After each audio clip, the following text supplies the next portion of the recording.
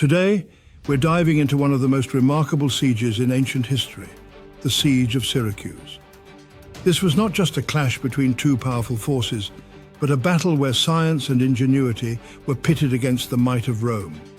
Join us as we explore the story of how the great mathematician Archimedes and his inventions defended the city of Syracuse against one of the most powerful armies of the ancient world.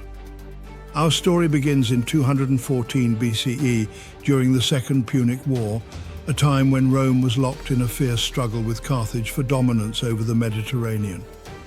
Syracuse, a wealthy and strategically important city-state on the island of Sicily, found itself caught in the middle of this conflict.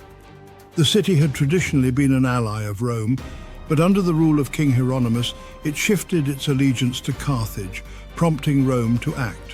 The Roman Senate, determined to bring Syracuse back under its control, dispatched a formidable force led by the experienced general Marcus Claudius Marcellus. The Romans expected a swift victory, but what they encountered was far beyond anything they had anticipated.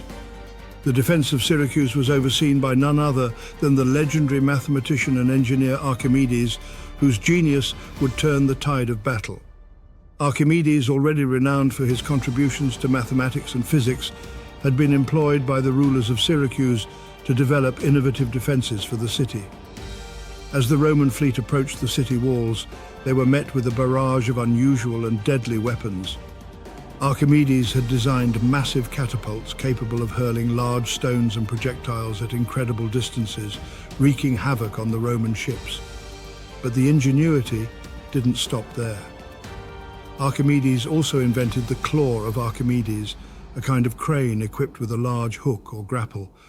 As Roman ships neared the walls, the claw would grab the ship's prows, lift them out of the water, and then drop them, causing the ships to capsize or be severely damaged. This devastating weapon instilled fear in the Roman soldiers and made it nearly impossible for them to breach the city by sea. One of the most famous, though perhaps apocryphal, inventions attributed to Archimedes during the siege was the use of mirrors to focus sunlight and set Roman ships on fire. According to later accounts, Archimedes used a series of polished bronze mirrors to concentrate sunlight onto the sails of the Roman fleet, causing them to burst into flames. While modern historians debate the feasibility of this death ray, the legend adds to the mythos of Archimedes as a mastermind of defense. Despite these incredible defenses, the siege dragged on. The Romans, unable to take the city by force, settled in for a long blockade, hoping to starve Syracuse into submission. Over the course of 2 years, both sides endured hardships, with the defenders of Syracuse facing dwindling supplies and the constant pressure of the Roman presence. In 212 BCE, the Romans finally found a way to penetrate the city's defenses. During a festival in Syracuse, when the defenders were distracted, Roman soldiers managed to scale the walls and open the gates, allowing the Roman army to flood into the city. The fall of Syracuse was brutal, with Roman soldiers looting and destroying much of the city. Despite the heroic defense, Syracuse was finally brought under Roman control.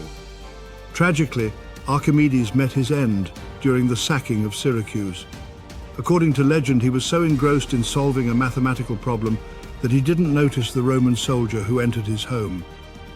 When the soldier ordered him to surrender, Archimedes allegedly replied, "Do not disturb my circles," before being killed. His death marked the loss of one of the greatest minds of the ancient world.